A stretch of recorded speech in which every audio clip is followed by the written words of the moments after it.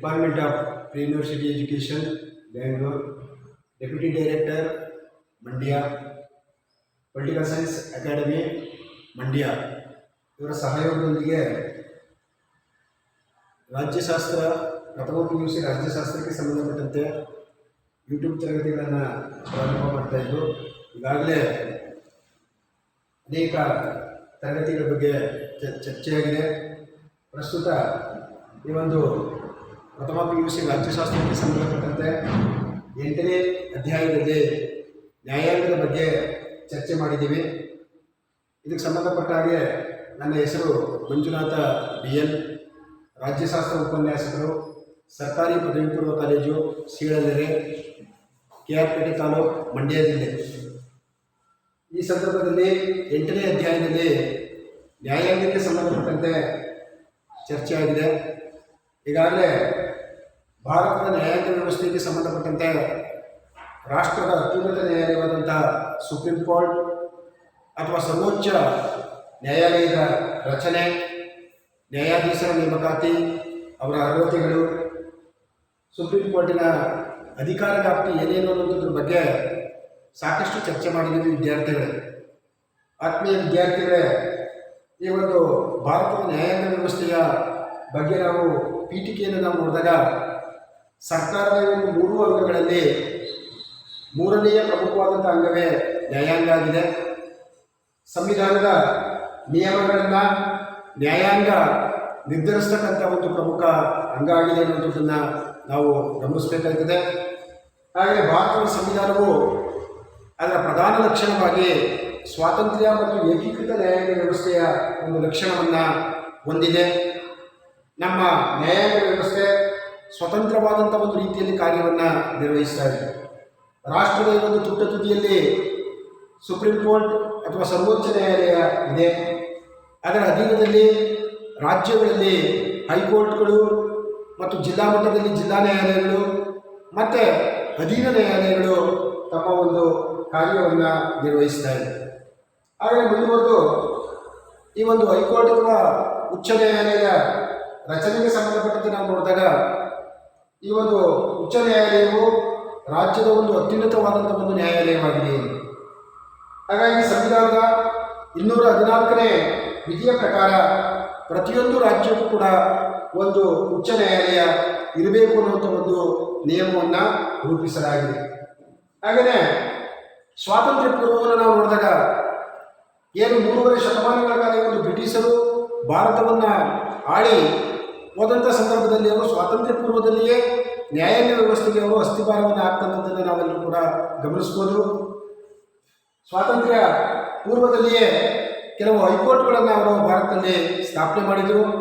19ನೇ ಶತಮಾನದ ಮಧ್ಯಭಾಗದಲ್ಲಿ ಅಂದರೆ 1861ರಲ್ಲಿ ಮೊದಲ ಬಾರಿಗೆ ಈ ಒಂದು ಮುಂಬೈ, ಕಲ್ಕತ್ತಾ ಮತ್ತು ಮದ್ರಾಸ್ನಲ್ಲಿ ಅವರು ಏಕಕಾಲದಲ್ಲಿ ಈ ಒಂದು ಹೈಕೋರ್ಟನ್ನು ಸ್ಥಾಪನೆ ಮಾಡಿದಂಥದ್ದು. ಹಾಗೆಯೇ 1866ರಲ್ಲಿ ಉತ್ತರ ಪ್ರದೇಶದ ಅಲಹಾಬಾದ್ ಹೈಕೋರ್ಟ್ ಅನ್ನುವಂಥದ್ದು ಸ್ಥಾಪನೆ ಆಯ್ತದೆ. ಹಾಗೆಯೇ ನಮ್ಮ ಕರ್ನಾಟಕ ರಾಜ್ಯದ ಹೈಕೋರ್ಟ್ ಮತ್ತು ಏನು ಬೆಂಗಳೂರಿನಲ್ಲಿದೆಯೋ ಅದು 1884ರಲ್ಲಿ ಸ್ಥಾಪನೆ ಆಯಿತು ಅನ್ನೋದನ್ನು ನಾವೆಲ್ಲರೂ ಕೂಡ ಗಮನಿಸಬೇಕಾಗ್ತದೆ. ಹಾಗೆಯೇ ಮುಂದುವರೆದ ನೋಡಿದಾಗ ವಿದ್ಯಾರ್ಥಿಗಳೇ, ಈಗ ಪ್ರತಿಯೊಂದು ರಾಜ್ಯದಲ್ಲಿಯೂ ಕೂಡ ಒಂದು ಹೈಕೋರ್ಟನ್ನು ಕೆಲವೊಂದು ಸಂದರ್ಭದಲ್ಲಿ 1ಕ್ಕಿಂತ ಹೆಚ್ಚು ಅಥವಾ 2ಕ್ಕಿಂತ ಹೆಚ್ಚು ರಾಜ್ಯಗಳಿಗೆ ಮತ್ತು ಕೆಲವು ಕೇಂದ್ರಾಡಳಿತ ಪ್ರದೇಶಗಳಿಗೆ ಒಂದೇ ಹೈಕೋರ್ಟನ್ನು ಸ್ಥಾಪನೆ ಮಾಡ್ತಕ್ಕಂಥ ಒಂದು ಅಧಿಕಾರ ಭಾರತದ ಸಂವಿಧಾನದ 231ನೇ ವಿಧಿಯ ಪ್ರಕಾರ ಸಂಸತ್ ಅಥವಾ ಅದು ಪಾರ್ಲಿಮೆಂಟ್ಗೆ ಇರುವಂಥದ್ದನ್ನು ನಾವು ಗಮನಿಸಬೇಕಾಗ್ತದೆ. ಹಾಗೆಯೇ ಮುಂದುವರೆದ ನೋಡಿದಾಗೆ ಇವತ್ತು 2020ರಲ್ಲಿ ಅಸ್ಸಾಂ, ನಾಗಾಲ್ಯಾಂಡ್, ಮಿಜೋರಾಂ, ಅರುಣಾಚಲ ಪ್ರದೇಶಗಳಿಗೆ ಈ 4 ರಾಜ್ಯಗಳಿಗೆ ಅಸ್ಸಾಂನ ರಾಜಧಾನಿಯಾದಂಥ ಗುವಾಹಟಿಯಲ್ಲಿರ್ತಕ್ಕಂಥ ಒಂದು ಹೈಕೋರ್ಟು ತನ್ನ ಒಂದು ಅಧಿಕಾರ ವ್ಯಾಪ್ತಿಯನ್ನು ಇವತ್ತು ಹೊಂದಿರತಕ್ಕಂಥದ್ದನ್ನು ನಾವು ಕಾಣ್ತಾ ಇದ್ದೀವಿ. ಹಾಗೆಯೇ ಪಂಜಾಬ್ ಮತ್ತು ಹರಿಯಾಣ 2 ರಾಜ್ಯಗಳಿಗೂ ಕೂಡ ಚಂಡೀಗಢದ ಈ ಒಂದು ಹೈಕೋರ್ಟ್ ತನ್ನ ಅಧಿಕಾರ ವ್ಯಾಪ್ತಿಯನ್ನು ಹೊಂದಿದೆ. ಮತ್ತು ತಮಿಳುನಾಡು ಮತ್ತು ಪಾಂಡಿಚೇರಿ, ತಮಿಳುನಾಡು ರಾಜ್ಯ ಮತ್ತು ಪಾಂಡಿಚೇರಿ ಕೇಂದ್ರಾಡಳಿತ ಪ್ರದೇಶ ಇವೆರಡಕ್ಕೂ ಕೂಡ ಚೆನ್ನೈ ಹೈಕೋರ್ಟ್ ಇವತ್ತು ದಿವಸ ತನ್ನ ಅಧಿಕಾರ ವ್ಯಾಪ್ತಿಯನ್ನು ಹೊಂದಿದೆ. ಪ್ರಸ್ತುತ ಬದಲಾದಂಥ ಒಂದು ಪರಿಸ್ಥಿತಿಯಲ್ಲಿ ಇದುವರೆಗೂ 24 ಹೈಕೋರ್ಟ್ಗಳಿದ್ದು ಮತ್ತೆ ಪ್ರಸ್ತುತ 25 ಹೈಕೋರ್ಟ್ಗಳು ಈ ಒಂದು ಭಾರತ ದೇಶದಲ್ಲಿ ಇರ್ತಕ್ಕಂಥದ್ದನ್ನು ನಾವೆಲ್ಲರೂ ಕೂಡ ಗಮನಿಸುವಂತಹ ವಿದ್ಯಾರ್ಥಿಗಳೇ, ಮುಂದುವರೆದು ಈ ಒಂದು ಹೈಕೋರ್ಟಿನ ಮುಖ್ಯ ನ್ಯಾಯಾಧೀಶರು ಮತ್ತು ಇತರ ನ್ಯಾಯಾಧೀಶರುಗಳ ನೇಮಕಾತಿಯ ವಿಧಾನ ಅಪಾಯಿಂಟ್ಮೆಂಟ್ ಹೇಗಿದೆ ಅನ್ನುವಂಥದ್ದನ್ನು ನಾವು ನೋಡಿದಾಗ ಭಾರತದ ಸಂವಿಧಾನದ 217ನೇ ವಿಧಿ ಅವರ ನೇಮಕಾತಿಯ ಬಗ್ಗೆ ವಿವರಿಸುತ್ತದೆ. ಹಾಗಾಗಿ ಉಚ್ಚ ನ್ಯಾಯಾಲಯದ ಮುಖ್ಯ ನ್ಯಾಯಾಧೀಶರನ್ನ ಮತ್ತು ಇತರೆ ನ್ಯಾಯಾಧೀಶರುಗಳನ್ನ ಭಾರತದ ರಾಷ್ಟ್ರಾಧ್ಯಕ್ಷರು ನೇಮಕಾತಿ ಮಾಡುವ ಅಥವಾ ನೇಮಿಸುವಂತಹ ಒಂದು ಅಧಿಕಾರವನ್ನು ಹೊಂದಿರುತ್ತಾರೆ. ಈಗ ಪ್ರಸ್ತುತ ನಮ್ಮ ಕರ್ನಾಟಕ ರಾಜ್ಯದ ಹೈಕೋರ್ಟಿನ ಮುಖ್ಯ ನ್ಯಾಯಾಧೀಶರಾಗಿ ಶ್ರೀ ಎ.ಎಸ್.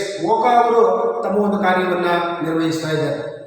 ಹಾಗೆಯೇ ಒಂದು ರಾಜ್ಯದ ವ್ಯಕ್ತಿಯನ್ನ ಮತ್ತೊಂದು ರಾಜ್ಯಕ್ಕೆ ಮುಖ್ಯ ನ್ಯಾಯಾಧೀಶರನ್ನಾಗಿ ನೇಮಕಾತಿ ಮಾಡ್ತಕ್ಕಂಥ ಒಂದು ಪರಿಪಾಠ ಇವತ್ತು ದಿವಸ ಭಾರತದ ನ್ಯಾಯಾಂಗ ವ್ಯವಸ್ಥೆಯಲ್ಲಿ ಮುಂದುವರ್ಕೊಂಡು ಬರ್ತಾ ಇದೆ. ರಾಜ್ಯಪಾಲರನ್ನ ಯಾವ ರೀತಿ ಒಂದು ರಾಜ್ಯದ ವ್ಯಕ್ತಿಯನ್ನು ಬೇರೊಂದು ರಾಜ್ಯಕ್ಕೆ ನೇಮಕ ಮಾಡ್ತಾರೋ ಅದೇ ರೀತಿ ಮುಖ್ಯ ನ್ಯಾಯಾಧೀಶರನ್ನು ಕೂಡ ಒಂದು ರಾಜ್ಯದಿಂದ ಬೇರೆ ರಾಜ್ಯಕ್ಕೆ ಅವರನ್ನ ನೇಮಕಾತಿ ಮಾಡ್ತಕ್ಕಂಥ ಒಂದು ವ್ಯವಸ್ಥೆ ನಮ್ಮಲ್ಲಿ ನ್ಯಾಯಾಂಗದಲ್ಲಿ ಇರುವಂತಹದ್ದು. ಹಾಗೆಯೇ ಅವರ ಅಧಿಕಾರಾವಧಿ ಮುಖ್ಯ ನ್ಯಾಯಾಧೀಶರು ಮತ್ತು ಇತರ ನ್ಯಾಯಾಧೀಶರ ಅಧಿಕಾರಾವಧಿಯನ್ನು ನಾವು ನೋಡಿದಾಗ ಹೈಕೋರ್ಟಿನ ಈ ಒಂದು ನ್ಯಾಯಾಧೀಶರು ತಮ್ಮ 62ನೇ ವಯಸ್ಸಿನವರೆಗೆ ಅಧಿಕಾರದಲ್ಲಿ ಮುಂದುವರಿಯುತ್ತಾರೆ. ಒಂದು ವೇಳೆ ಅವರು ತಮ್ಮ 65ನೇ ವಯಸ್ಸು ಮುಗಿಯುವುದಕ್ಕಿಂತ ಮೊದಲೇ ಅಧಿಕಾರದಲ್ಲಿ ಮುಂದುವರಿಯುವುದಕ್ಕೆ ಇಚ್ಛೆ ಪಡದೇ ಇದ್ದಲ್ಲಿ ಅವರು ತಮ್ಮ ಸ್ಥಾನಕ್ಕೆ ರಾಜೀನಾಮೆಯನ್ನು ಕೊಟ್ಟು ಹೊರ ಹೋಗ್ತಕ್ಕಂಥ ಒಂದು ಅವಕಾಶವನ್ನು ಕೂಡ ಕಲ್ಪಿಸಲಾಗಿದೆ. ಹಾಗೆಯೇ ಅವರು ತಮ್ಮ ರಾಜೀನಾಮೆ ಪತ್ರವನ್ನು ಯಾರಿಂದ ನೇಮಕವಾಗಿರುತ್ತಾರೋ ಅವರಿಗೆ ಅಂದರೆ ರಾಷ್ಟ್ರಾಧ್ಯಕ್ಷರಿಗೆ ಸಲ್ಲಿಸುವುದರ ಮುಖಾಂತರ ಅವರು ಹೊರ ಹೋಗಬಹುದು. ಹಾಗೆಯೇ ಕೆಲವೊಂದು ಸಂದರ್ಭದಲ್ಲಿ ನ್ಯಾಯಾಧೀಶರು ದುರ್ನಡತೆಯನ್ನು ಹೊಂದಿದ್ದಲ್ಲಿ, ಅವರ ಕಾರ್ಯ ವ್ಯಾಪ್ತಿಯಲ್ಲಿ ಅಸಮರ್ಥತೆಯನ್ನು ಹೊಂದಿದ್ದಲ್ಲಿ ಅಥವಾ ಅವರು ಒಂದು ವೇಳೆ ಸಂವಿಧಾನ ಬಾಹಿರವಾಗಿ ವರ್ತಿಸಿದಲ್ಲಿ ಅವರನ್ನು ಭಾರತದ ಸಂಸತ್ತು ಮಹಾಭಿಯೋಗದ ಮೂಲಕ ಈ ಒಂದು ಇಂಪೀಚ್ಮೆಂಟ್ ಅನ್ನು ಮೂವ್ ಮಾಡೋದ್ರ ಮುಖಾಂತರ ಅವರನ್ನು ಅಧಿಕಾರದಿಂದ ತೆಗೆದುಹಾಕುವಂಥ ಅಥವಾ ಪದಚ್ಯುತಿಗೊಳಿಸುವಂಥ ಒಂದು ಅವಕಾಶವನ್ನು ಕಲ್ಪಿಸಲಾಗಿದೆ. ವಿದ್ಯಾರ್ಥಿಗಳೇ, ಈ ಒಂದು ನ್ಯಾಯಾಧೀಶರ ಅರ್ಹತೆಗಳನ್ನು ನಾವು ನೋಡಿದಾಗ ಭಾರತದ ಸಂವಿಧಾನದ 217ನೇ ವಿಧಿ ನ್ಯಾಯಾಧೀಶರ ಅರ್ಹತೆಗಳ ಬಗ್ಗೆ ತನ್ನದೇ ಆದಂಥ ಒಂದು ನಿಯಮಗಳನ್ನು ರೂಪಿಸಿದೆ. ಅದಕ್ಕನುಗುಣವಾಗಿ ಮೊದಲನೇದಾಗಿ ಅವನು ಭಾರತದ ಪೌರನಾಗಿರಬೇಕು ಅಥವಾ ಭಾರತದ ಪ್ರಜೆಯಾಗಿರಬೇಕು ಅನ್ನೋದು ಮೊದಲನೇ ಒಂದು ಅರ್ಹತೆ. ಎರಡನೇದಾಗಿ ಭಾರತದಲ್ಲಿರ್ತಕ್ಕಂಥ 25 ಹೈಕೋರ್ಟ್ಗಳಲ್ಲಿ ಯಾವುದಾದ್ರೂ ಒಂದು ಹೈಕೋರ್ಟ್ನಲ್ಲಿ ಅವರು 10 ವರ್ಷಗಳ ಕಾಲ ವಕೀಲರಾಗಿ ತಮ್ಮ ಒಂದು ಸೇವೆಯನ್ನು ಸಲ್ಲಿಸಿರಬೇಕು. ಅಂದರೆ ನ್ಯಾಯವಾದಿ ವಕೀಲರಾಗಿ ಅವರು ತಮ್ಮ ಸೇವೆಯನ್ನು ಸಲ್ಲಿಸಿರಬೇಕು.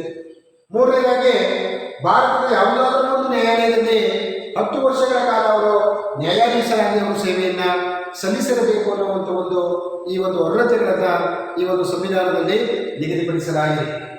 ಹಾಗೆ ಮುಂದುವರೆದು ಈ ಒಂದು ನ್ಯಾಯಾಧೀಶರ ಪ್ರಮಾಣ ವಚನ ಅಂದರೆ ಏನು ರಾಷ್ಟ್ರಾಧ್ಯಕ್ಷರು ಮುಖ್ಯ ನ್ಯಾಯಾಧೀಶರನ್ನ ಮತ್ತು ಇತರ ನ್ಯಾಯಾಧೀಶರುಗಳನ್ನು ಈ ಒಂದು ಹೈಕೋರ್ಟ್ಗಳಿಗೆ ನೇಮಕ ಮಾಡ್ತಾರೋ ಅಂಥ ಒಂದು ನ್ಯಾಯಾಧೀಶರುಗಳಿಗೆ ಪ್ರಮಾಣ ವಚನವನ್ನು ಬೋಧಿಸ್ತಕ್ಕಂಥ ಒಂದು ಅಧಿಕಾರವನ್ನು ರಾಜ್ಯದ ಒಂದು ರಾಜ್ಯಪಾಲರು ಹೊಂದಿರುತ್ತಾರೆ. ಹಾಗೆ ಈ ಒಂದು ರಾಜ್ಯಪಾಲರ ಒಂದು ಸ್ಥಾನ ತೆರವಾಗಿದ್ದಲ್ಲಿ ಹಂಗಾಮಿ ರಾಜ್ಯಪಾಲರು ಯಾರಾಗಿರ್ತಾರೋ ಅವರು ಅವರಿಗೆ ಪ್ರಮಾಣ ವಚನವನ್ನು ಬೋಧಿಸುತ್ತಾರೆ.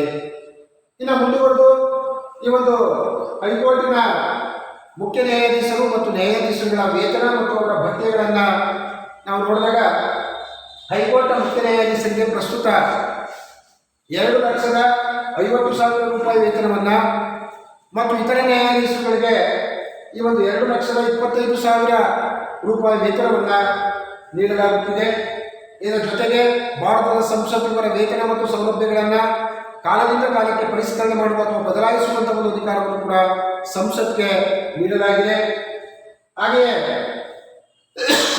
ಭಾರತದ ಸಂವಿಧಾನದ 360ನೇ ವಿಧಿಯ ಪ್ರಕಾರ ಹಣಕಾಸಿನ ತುರ್ತು ಪರಿಸ್ಥಿತಿ ಅಥವಾ ಆರ್ಥಿಕ ತುರ್ತು ಪರಿಸ್ಥಿತಿ ಇದ್ದಂತಹ ಸಂದರ್ಭವನ್ನು ಹೊರತುಪಡಿಸಿ ಮಿಕ್ಕಂತಹ ಯಾವುದೇ ಒಂದು ಸಂದರ್ಭದಲ್ಲಿ ಈ ಒಂದು ನ್ಯಾಯಾಧೀಶರುಗಳ ವೇತನ ಮತ್ತು ಸವಲತ್ತುಗಳನ್ನು ಬದಲಾಯಿಸುವಂತಿಲ್ಲ ಅಥವಾ ಅದನ್ನು ಬದಲಾಯಿಸಿ ಅವರಿಗೆ ತೊಂದರೆಗೆ ಒಳಪಡಿಸುವಂತಿಲ್ಲ ಅನ್ನುವಂಥ ಒಂದು ನಿಯಮವಿದೆ.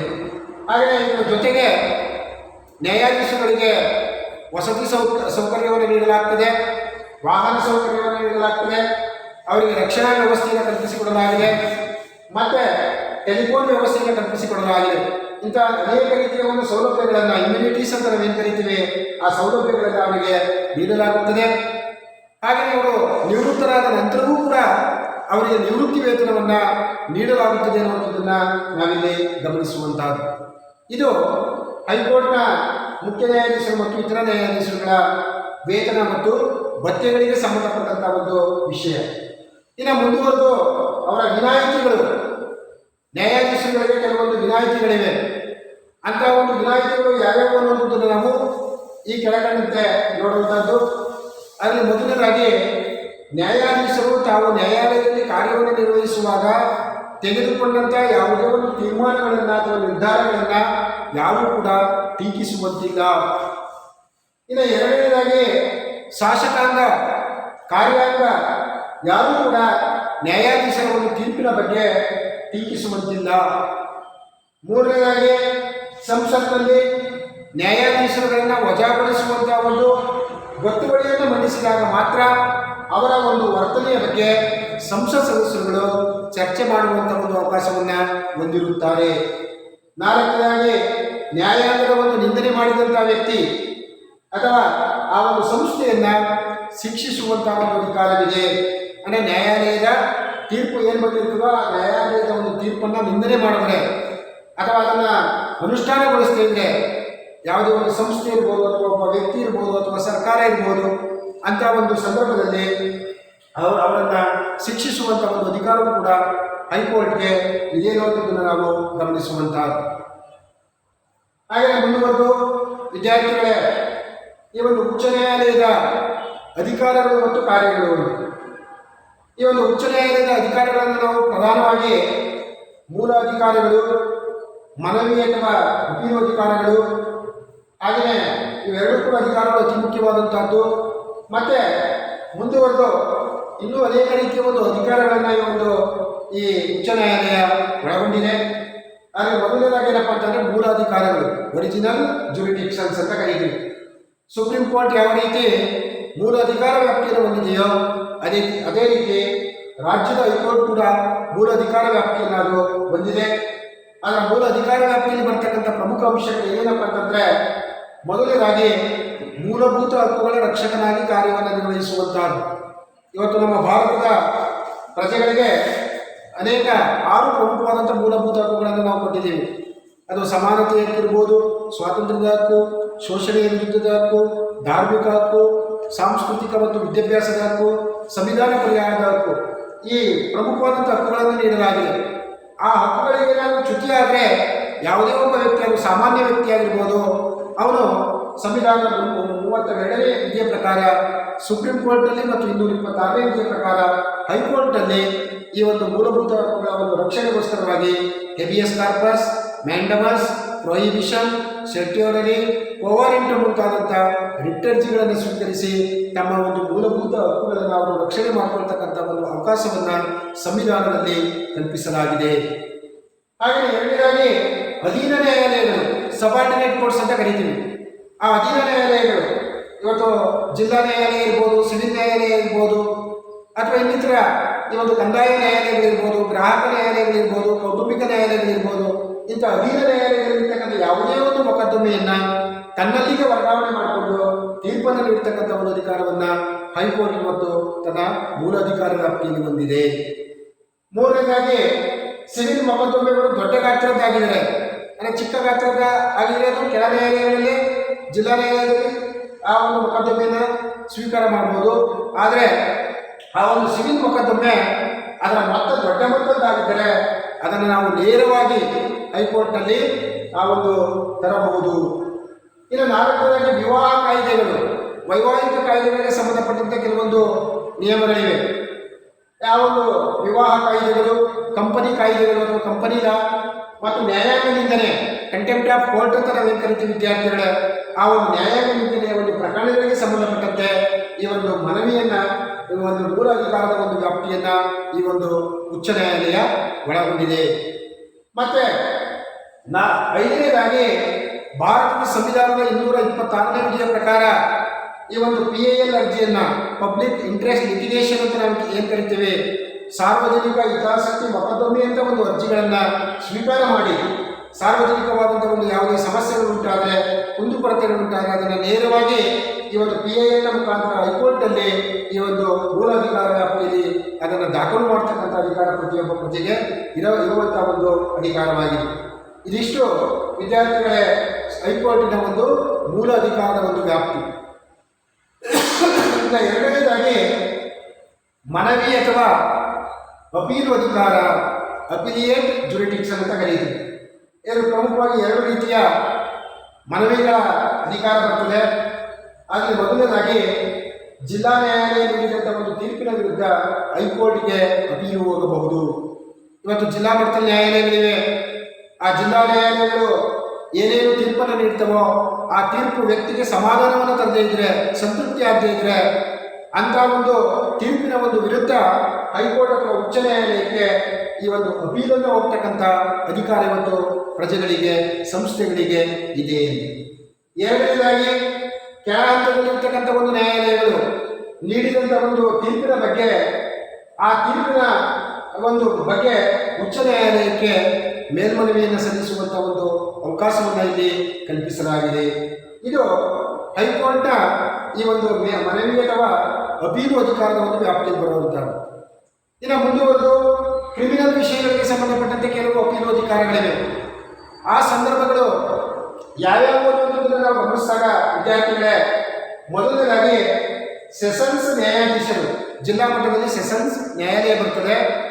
ಆ ಸೆಷನ್ಸ್ ನ್ಯಾಯಾಧೀಶರು 7 ವರ್ಷಕ್ಕೂ ಹೆಚ್ಚು ಕಾರಾಗೃಹದ ಒಂದು ಶಿಕ್ಷೆಯನ್ನು ವಿಧಿಸಿದಂಥ ಒಂದು ಸಂದರ್ಭದಲ್ಲಿ ಆ ಒಂದು ಹೈಕೋರ್ಟ್ಗೆ ಕ್ರಿಮಿನಲ್ ವಿಷಯಕ್ಕೆ ಸಂಬಂಧಪಟ್ಟಂತೆ ಮೇಲ್ಮನವಿಯನ್ನು ಸಲ್ಲಿಸಬಹುದು.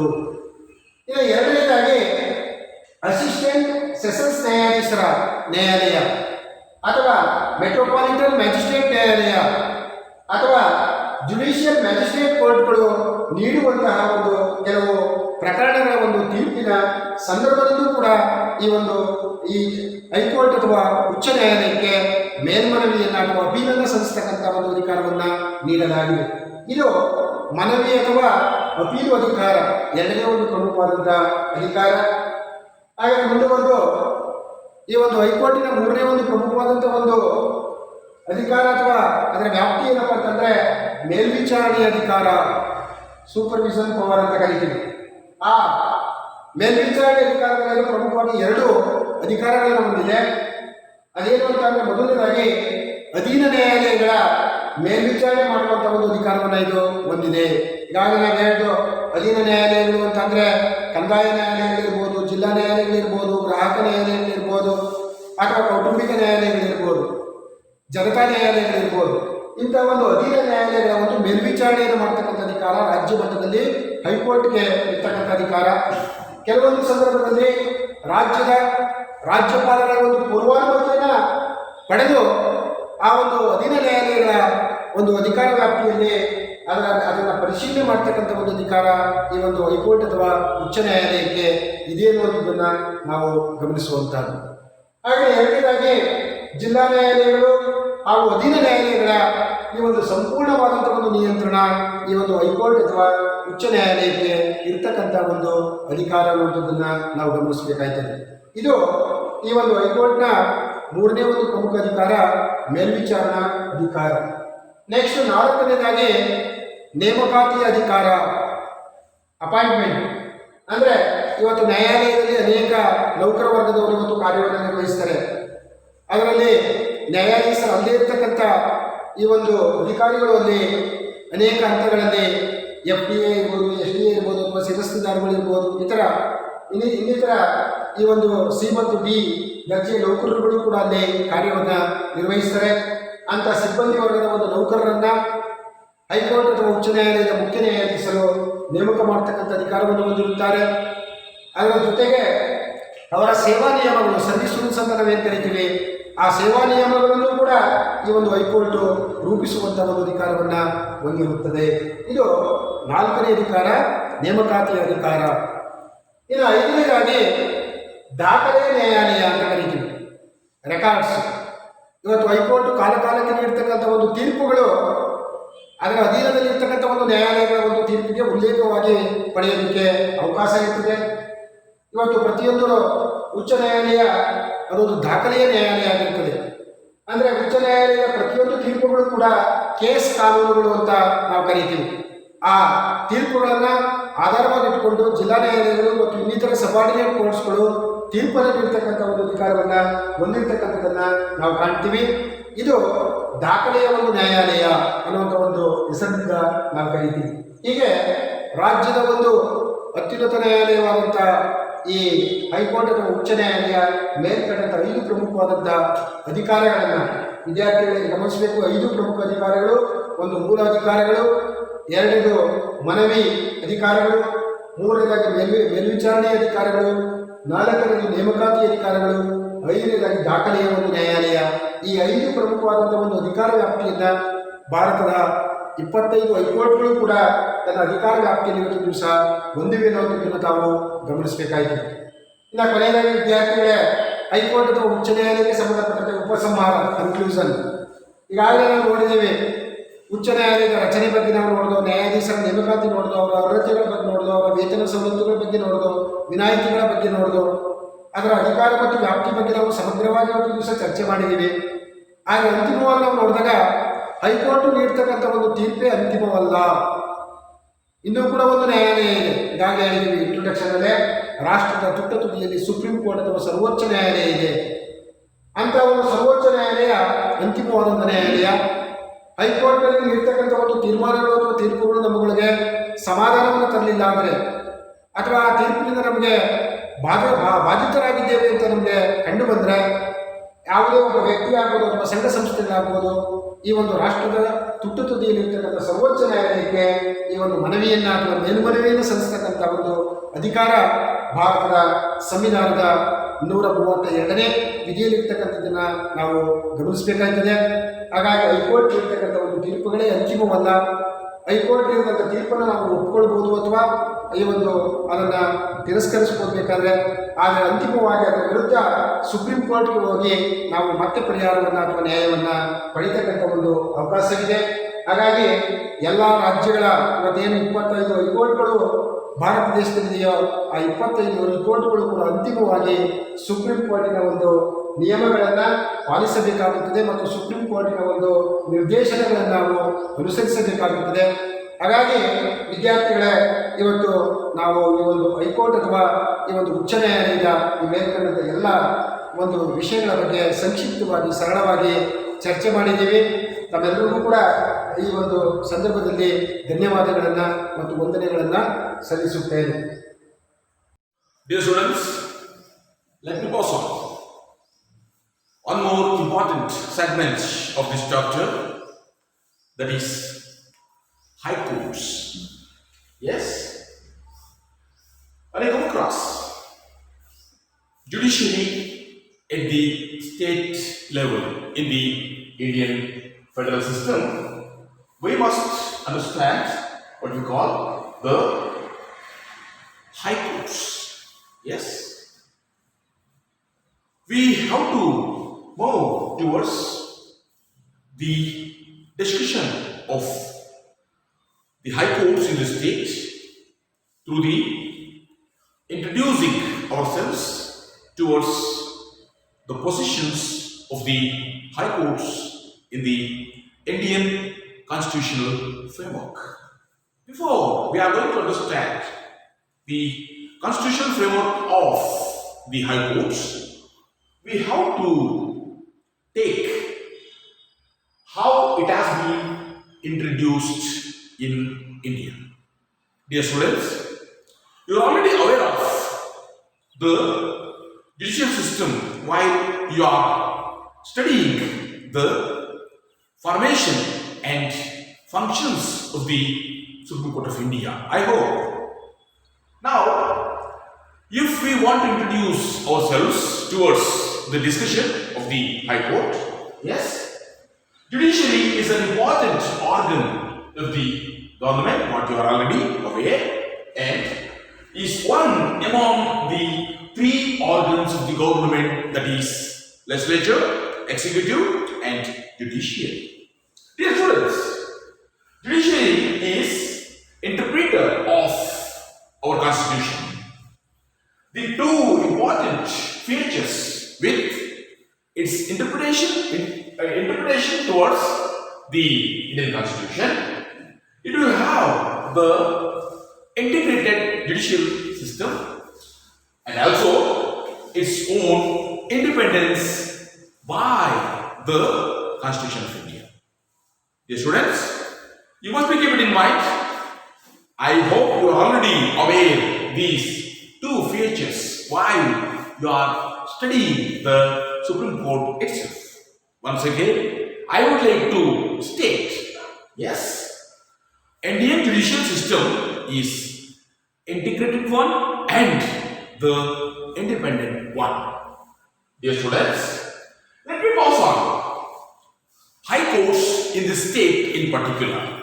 Yes, according to Article 214 of the Indian Constitution, it provides for high courts at the state level. Yes, in India, every state will have its own high court.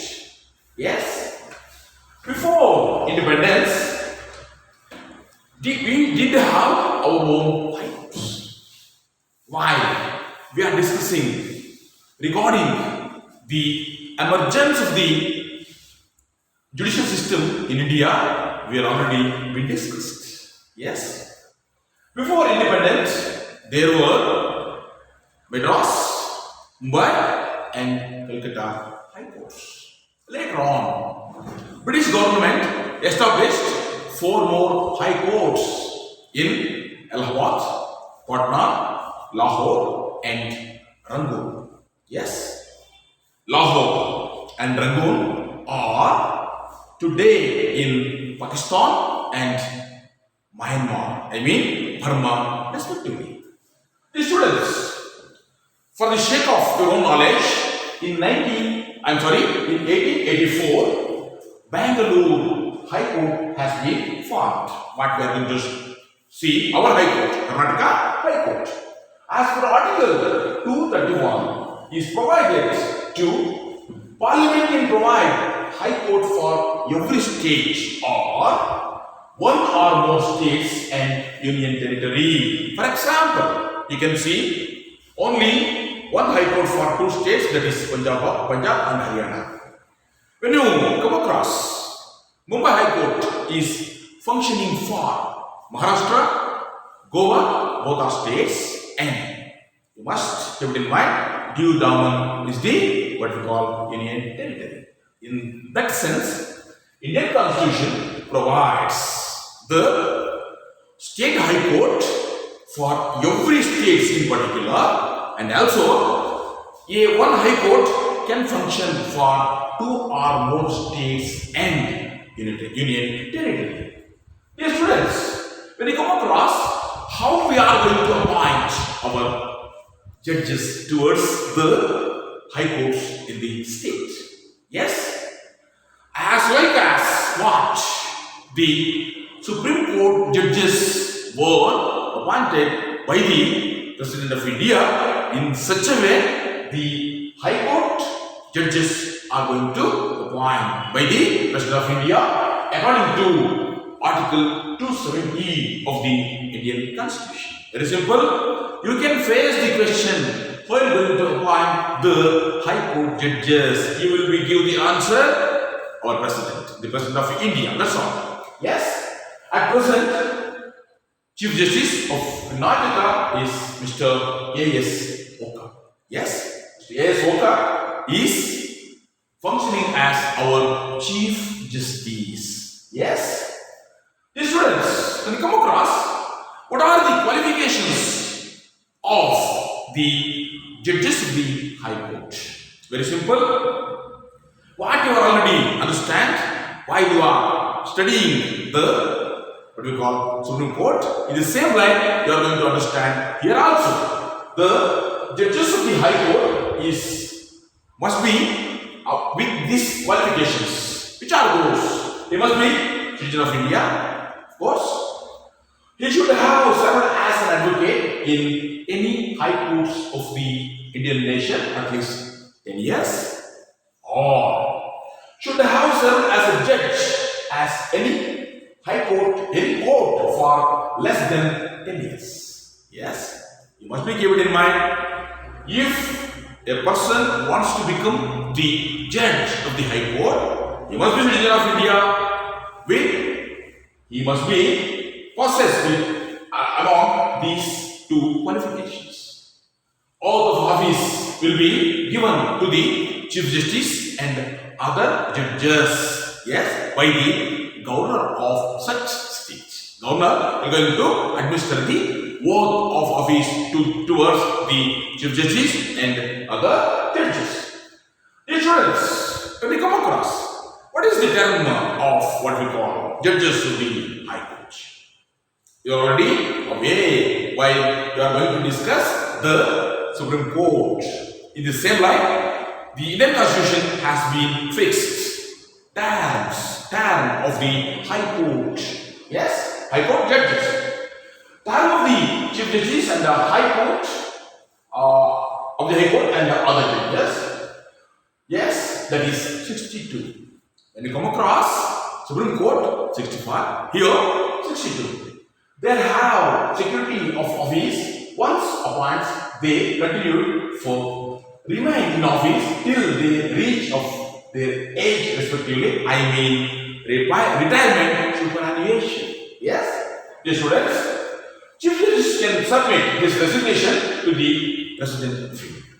You must be kept in mind. But the Supreme Court and High Court judges are going to present their resignation if situation comes. Understand? However, Parliament can remain Chief Justice of a High Court in case of provide this behavior or yes, in capacity, Parliament can remove Chief Justice of High Court and other judges also. Yes, it is the removal process is with the judges of the High Court. Yes, students, let us pause on. What are the salary and other allowances are paid towards the judges of the High Court? It is very simple. The salary and the allowance of the judges, yes, also has secure independence. They are charged on the Consolidated Fund of India. Yes, what? The Supreme Court judges are paid in the same way the Government of India is going to pay towards the state High Court judges from the Consolidated Fund of India. You must be kept in mind. The Parliament is decided salary and other allowances timely. And at present, Chief Justice of High Court and other judges are received. Chief Justice is 2.5 lakhs. Other judges 2.25 lakhs rupees as salary per month. Yes. As per Article 360, except during financial emergency, salary of judges cannot be reduced. You must be kept in mind. Yet not. India has not experienced what we call financial emergency. If it has been imposed. Even we have imposed what we call financial emergency, the salaries and emoluments of the judges cannot be reduced according to Indian Constitution. Yes, along with salary, housing facility, vehicle facility, security and telephone services are provided accordingly. It is the what we call salary benefits, immunities and allowances towards the Chief Justice and other judges of the High Court of the state.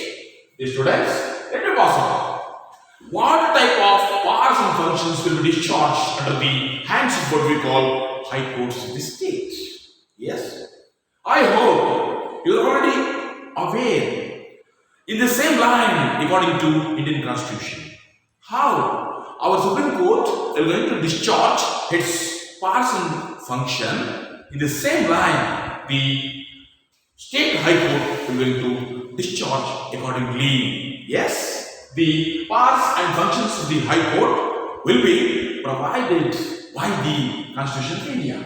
Here, we can see original jurisdiction. When you come across, what is the original jurisdiction of the High Court of the state? It is very simple.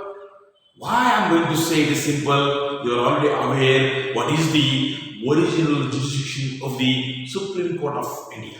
Okay? Yes? When you come across State High Court, as per Article 226, along with Supreme Court, High Court acts as governor of the fundamental rights. Dear students, you are already aware. If you get any threat towards your own fundamental rights, you will be moved towards the Supreme Court or High Court by with your own writs. These are habeas corpus, mandamus, prohibition, certiorari, or like this. That's why we are going to say the High Courts will be going to act with its own original jurisdiction power, mainly with the what we call fundamental rights. You must be kept in mind. With this thing, can take out any case pending before any subordinate courts to itself. Yes, High Court also has power to receive public interest litigation. Yes, dear students, you must be kept in mind when you come across what is the original jurisdiction of the High Court of the state. You must be flashed with your mind what is relating to what we call fundamental rights. Let me pass on. One more part of the what we call High Court of the state is appellate jurisdiction. What you are already aware while you are studying at the Supreme Court also. Yes? When you come across what is the appellate jurisdiction of the state High Court? Very simple. High Court has appeal power for cases from district courts and subordinate courts. Yes, the cases which are decided at the district courts and subordinate courts can be appealed at the High Court. Yes, it is the important thing under what we call appellate jurisdiction of the every High Courts of the every state in our nation. Yes, has appellate jurisdiction over criminal cases where punishment is more than some years. Yes, here there will be what we call time limit. Yes, in case of death penalty, it is mandatory for High Court to consider case even though appeal is not made. Yes, when they come across High Court may charge with what we call death penalty, but it should be what we are going to say mandatory for the High Court to consider case even though appeal is not made. You must be keep it in mind. Let me pass on. One more thing is supervisory jurisdiction. Dear students, our High Court, for example, Karnataka High Court will going to supervise each and every subordinate courts in our state. High Court has complete control over district courts and subordinate courts to supervise all courts and tribunals those come under the jurisdiction. For example, Karnataka Administrative Tribunal will be coming under its supervision. You must be keep it in mind. With prior approval of Governor, High Court can audit subordinate courts. Yes, some kind of ombudsman powers will be discharged by the High Court towards what we call subordinate court. It is coming within the supervisory jurisdiction of the High Court. Let me pass on.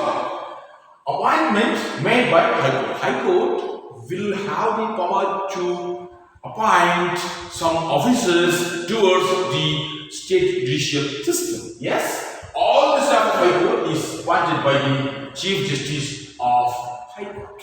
Yes, respected Karnataka Chief Justice will going to appoint his subordinate officers to his own court. Yes, High Court can also frame rules for appointment. You must be kept in mind.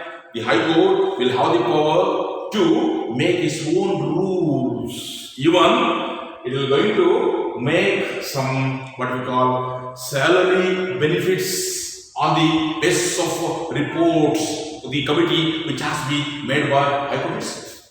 Understand? And also we are going to decide the High Court will be act as court of records in the same line what our Supreme Court of India will be act. Yes, every judgment made by High Court is served and act as reference for next career. Dear students, here you must be kept in mind if Karnataka High Court has been preserved some judgments, those judgments will be example towards remaining high courts of the Indian nation, while those high courts are going to give their own verdict. That's why we are going to say the high court will be act as the court of records regarding its own judgments. Here, when we come across conclusion towards the position of the high court in the Indian constitution, yes, though high court come under Supreme Court, yes, you must be kept in mind, you are already aware, every high court of the Indian state, Indian nation will be act under the supervision and control of the Supreme Court. Though, for example, Karnataka High Court is acting or functioning under the control of Supreme Court, it will have its own independent existence. Yes, being governor of the fundamental rights. Dear students, you must be kept in mind, while the High Court is functioning with the protection towards the fundamental rights of a citizen, it will be act in the same line what we are going to Supreme Court is going to act. Yes, High Court plays a significant role in justice delivery at the state level. Dear students, you must be kept in mind. Our Supreme Court is the final judicial office, while it is going to give its own verdict towards any matters. In the same way, the High Court will be at highest judicial office, while it is going to discharge, it is going to give its own verdict towards any matters regarding state. Yes? In the same way, finally we are going to understand the state high courts will also act in the way of Supreme Court of India. Thank you.